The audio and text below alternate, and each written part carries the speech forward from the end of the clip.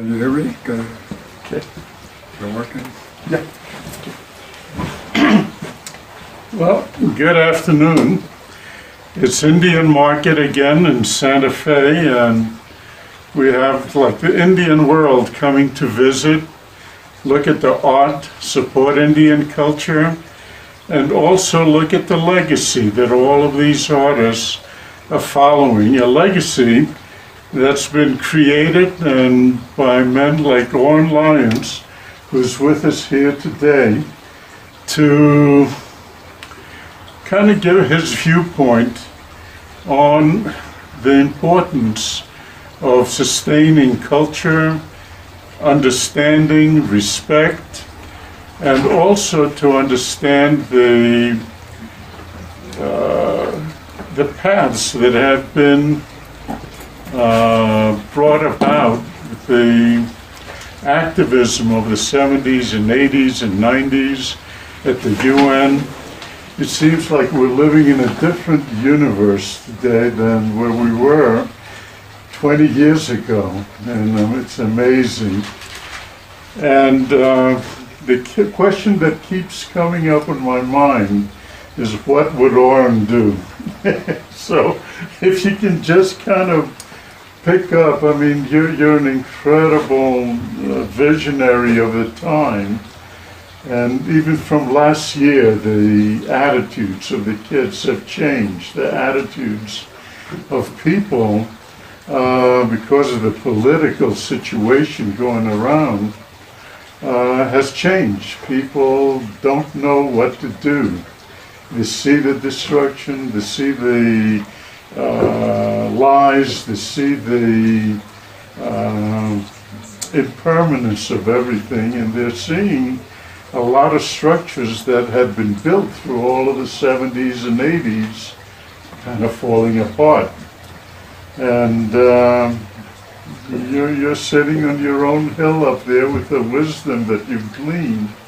And it'd be wonderful if you can just kind of give a little bit of a message on what the direction is. How do we overcome the difficulty of the time?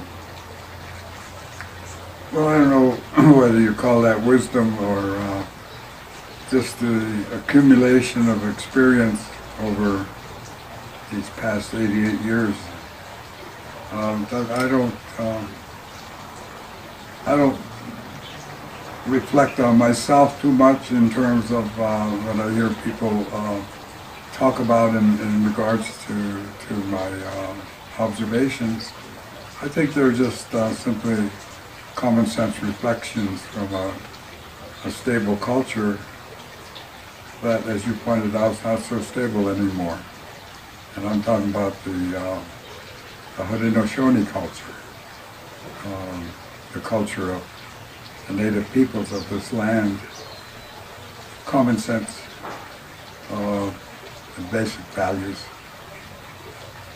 So, as I was thinking about your opening and your discussion there, what we're seeing today is a culmination of a philosophy of individualism, singularism, the philosophy of being oneself, being in charge of oneself, without discussion to community. And of course, our cultures as well has been based on community. And our community extends out. It's not just human beings. Our community extends to all the living creatures.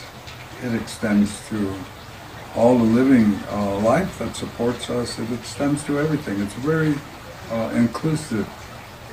And of course, if you challenge that and you talk about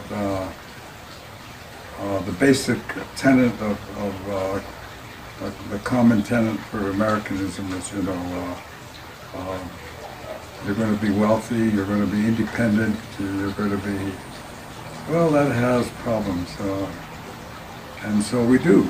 So now today, as we look at the current leadership in the presidency of the United States, and we see a culmination of that philosophy.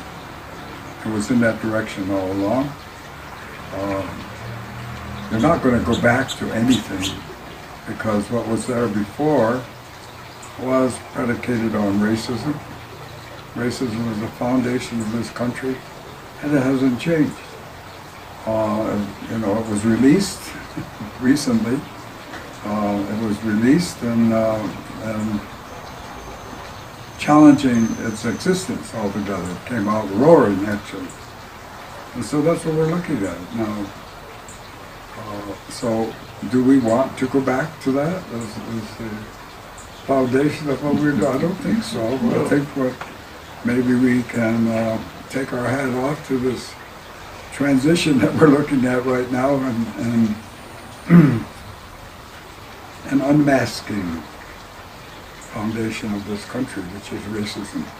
It's here, it's always been here. Ask any black person, they'll tell you how long it's been here. It's been here as long as they have. And ask any Native person, they'll tell you the same thing. We knew it's been here. You know, it comes in all colors, it comes in all types, but it's there. So now that's been released. So I would say the question to the public at large right now is, you want to continue that, or what do you want to do about it? And so I think that the opportunity for change, I mean necessity for change, actually, because we're in a crisis. We're in a crisis. I mean, many 40, 50 years ago when I was telling you about global warming, I said it's coming very fast, and we're promoting it, we're helping it, we're developing it, but here it comes. It's all based on wealth. And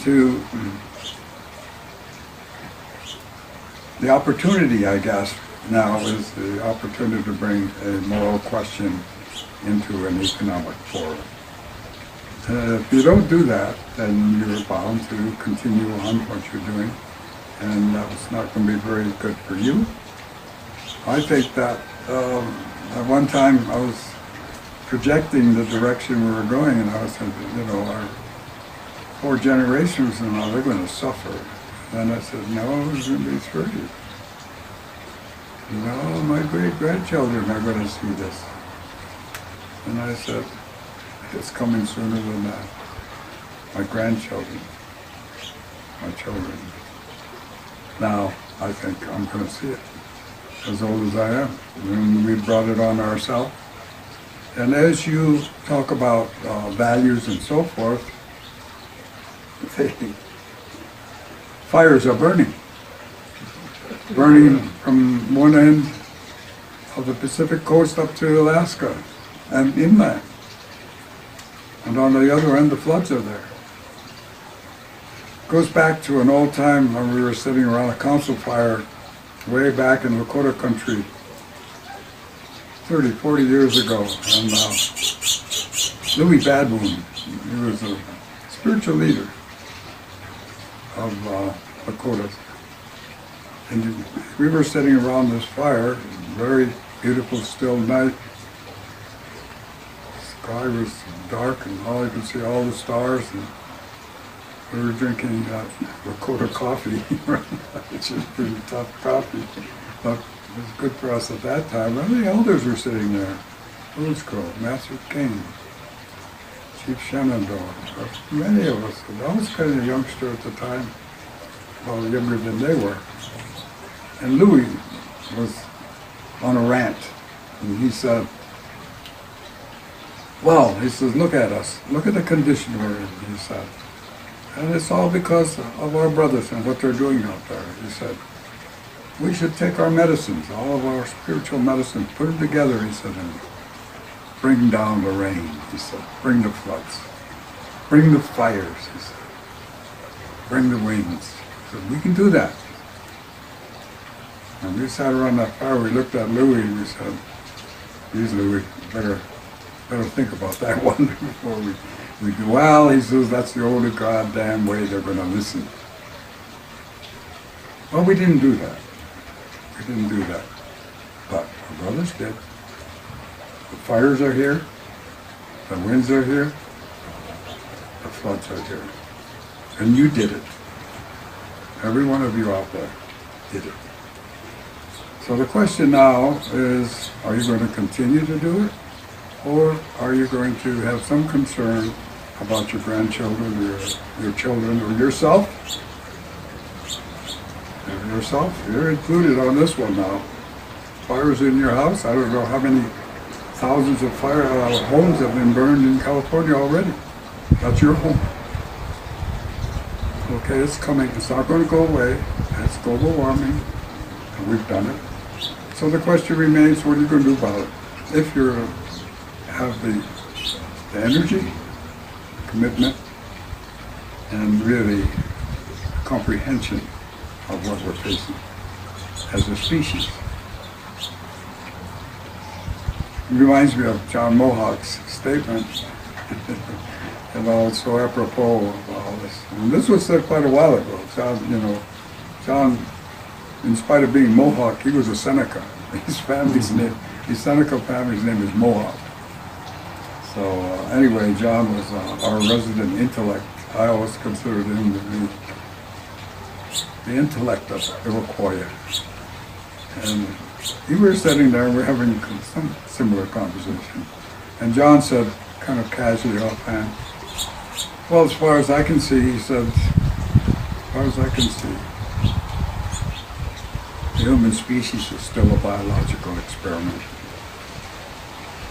And that's what we are. We're an experiment.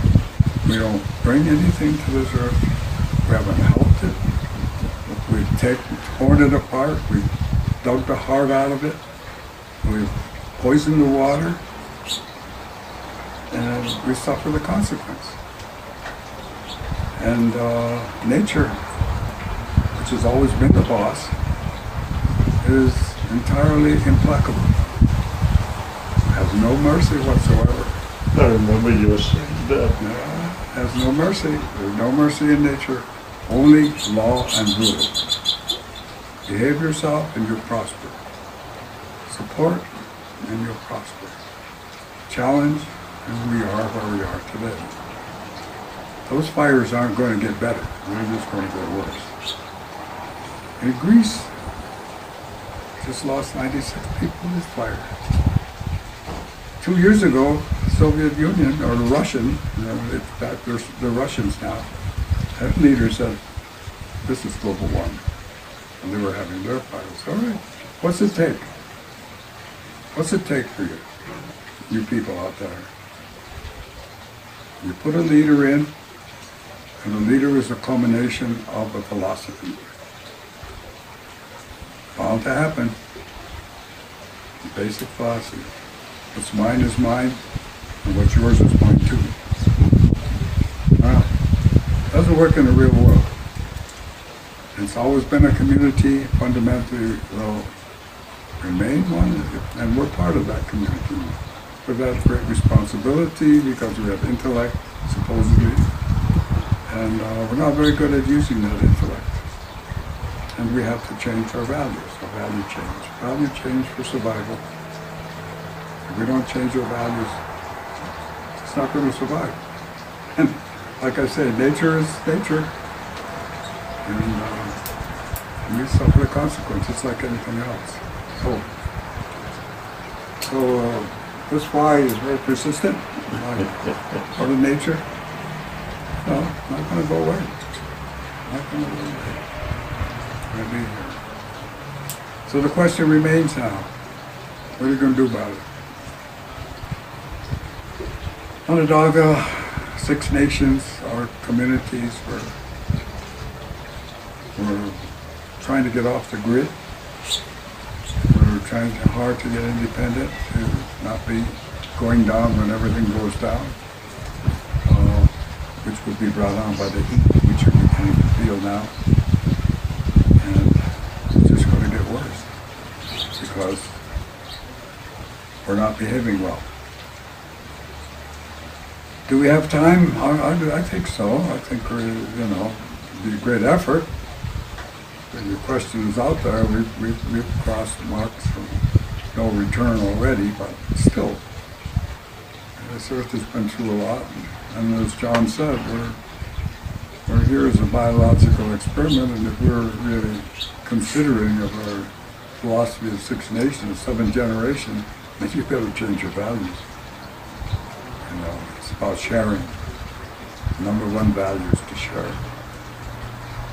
Be responsible. Be respectful. If there was an Indian law, our law, in the old days, everywhere you went, I don't care what nation it was, there was one fundamental law, and that was the law of respect. And if you could get that law back into yourself and your communities and your leaders, things would change immediately. So, our young people, the generation that you put in danger, they're up for the fight. I see that. There's no doubt about it. They're up for the fight. Well, it's their lives. You're not paying much attention to it, but they are. As a history professor at the University of Buffalo for 37 years, I talk to those young people. I know who they are. I know what they're thinking. And they're right. They've been abandoned. They've been abandoned. So, time for a change, or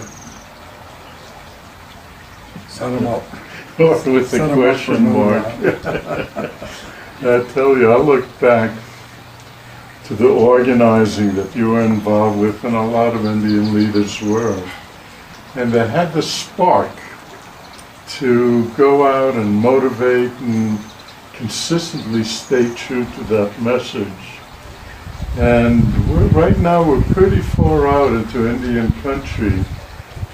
Just don't see the resolve to create change. I see a lot of complaining and a lot of whining and blaming, but the resolve to create change somehow is not getting across.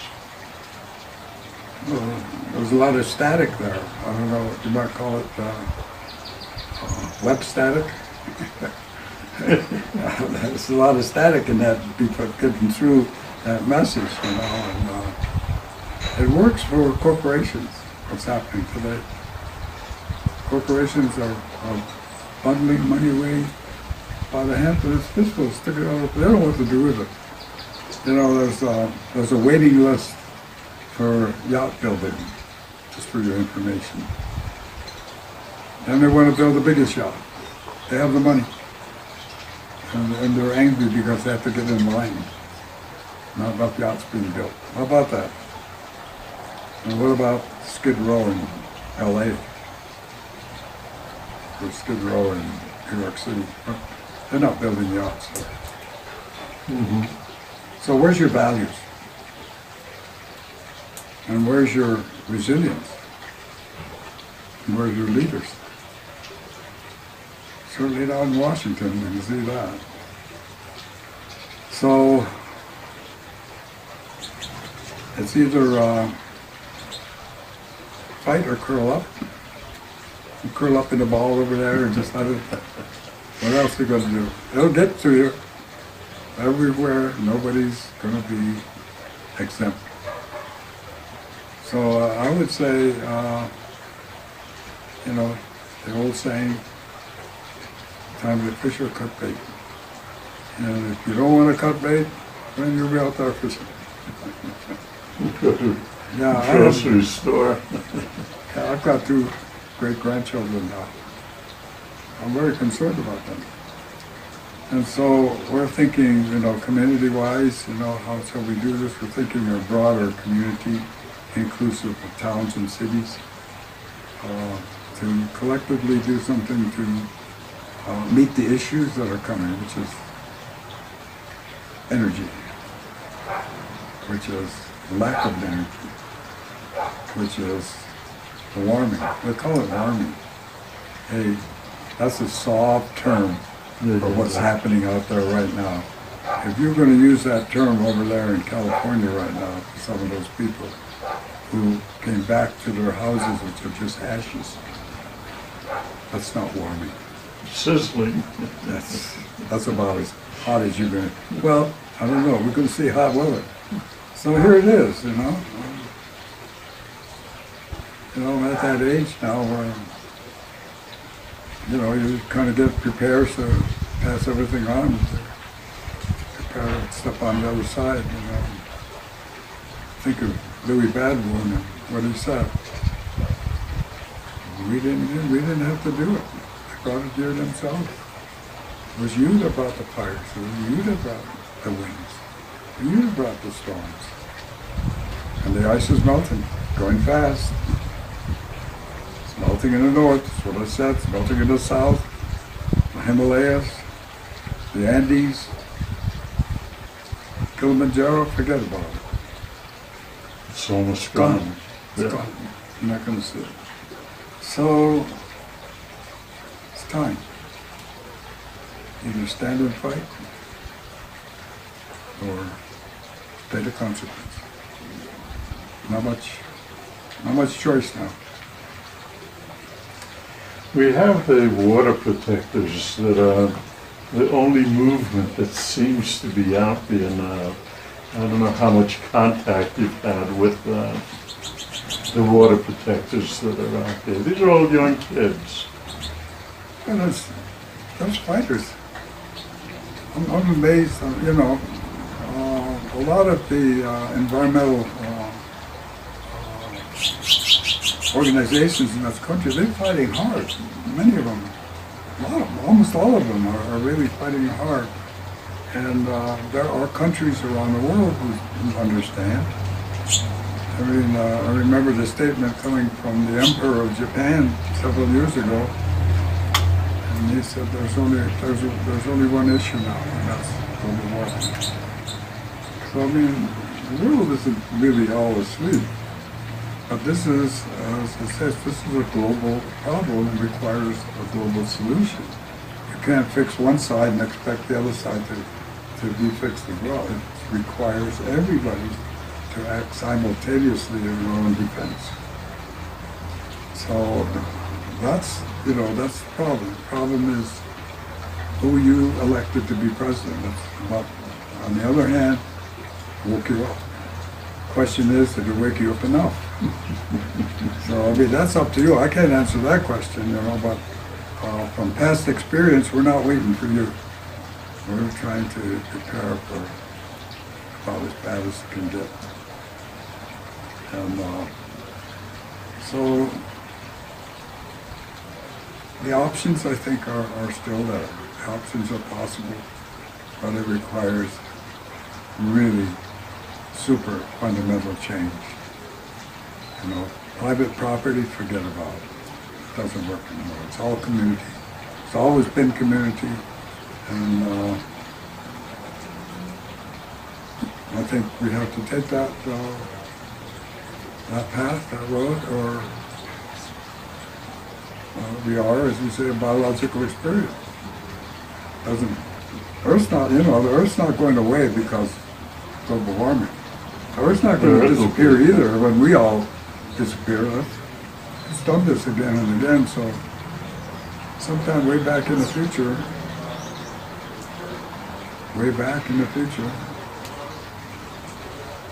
maybe there'll be another species with the opportunity. The fly will be here.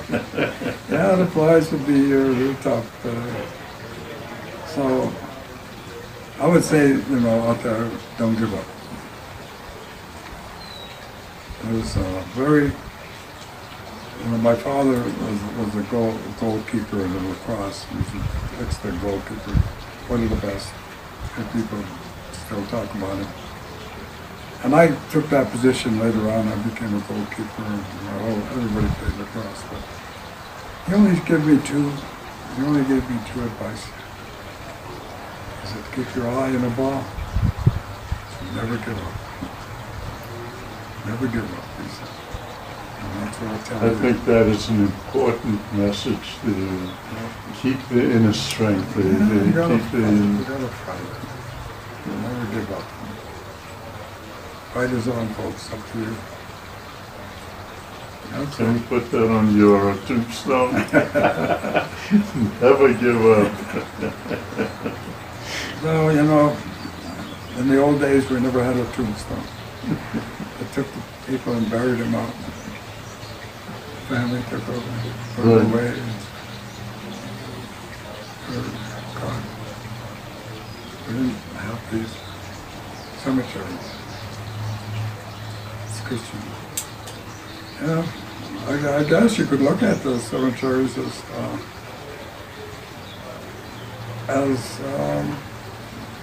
what's going to happen to capitalism. Cemetery of capitalism all standing there. I don't know, of sharing what you have. It's just common sense and common good. Looking out for the future, it's responsibility. Behaving like an adult, We need that. Yeah. just behaving like an adult. Put your toys away. Put all your big cars and your yachts away. Behave like a responsible adult. Thank you. Next year we'll follow up.